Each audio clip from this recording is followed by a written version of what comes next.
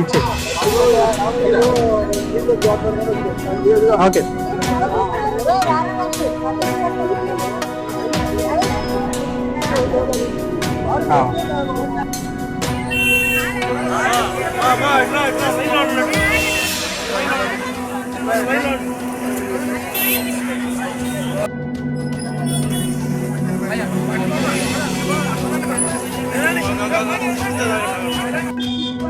అందరికీ నమస్కారం. నా పేరు మల్లెపూడి విజయలక్ష్మి. నేను జనసేన పార్టీ రీజనల్ కోఆర్డినేటర్ని. గత 4 రోజుల నుంచి విజయవాడ నగరం భారీ వర్షాల కారణంగా ముప్పుకి గురవుతుంది.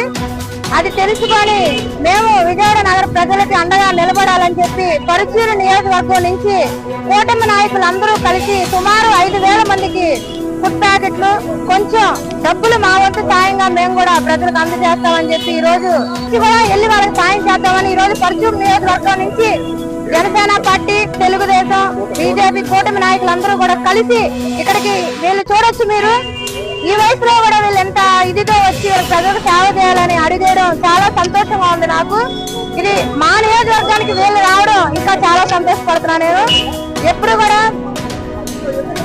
ప్రజలకు అండగా నిలబడే ఒక మంచి ఉద్దేశం కూటమి నాయకులకే ఉంటది.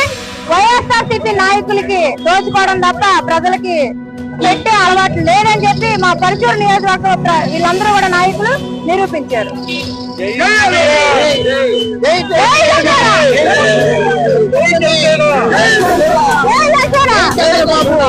ఈరోజు మనం గౌరవనీయులు ముఖ్యమంత్రి గారి సూచన ప్రకారము ఈ విజయవాడ ఈ వరద బాధితుల కోసం పచ్చూరు ఏలూరు సాంబశివరావు గారు అలాగే డూండి రాజేష్ గారి ఆదేశాల అనుసారం ఒక 3,000 ప్యాకెట్లు భోజనము, ఒక 250 దుప్పట్లు, అలాగే పెరుగు, బిస్కెట్లు, వాటర్ బాటిల్స్ అన్ని కూడా ఇక్కడ ఇప్పుడు పంచాము.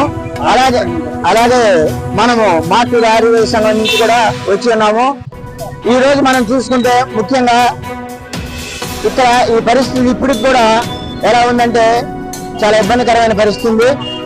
ఎక్కడైతే ఇబ్బంది ఉందో నాయకుల సూచనల ప్రకారం మేము ఆ గల్లీలోకి వెళ్ళి ఇక్కడికి డిస్ట్రిబ్యూషన్ చేశాము. అలాగే ఇప్పుడు జగన్ గారు ఒకటే చెప్తున్నారు, ఇక్కడ ఏం జరిగింది ఏంటని అనే అభూత కల్పనగా చెప్తున్నారు. వారు కనీసం ఒక 10 మందికి కూడా భోజనం ప్యాకెట్లు ఇచ్చిన పాపాన కానీ లేదు. అలాగే రోజమ్మ గారు కూడా అక్కడ కూర్చొని ఏదేదో మాట్లాడుతున్నారు.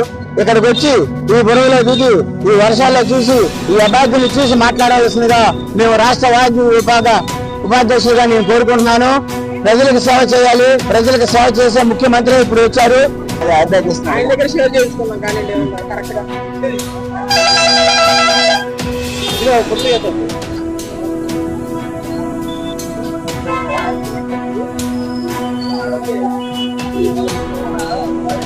ప్రస్తుతం మనం సీతారా సెంటర్ లో ఉన్న ఇక్కడ బాపట్ల జిల్లా నుంచి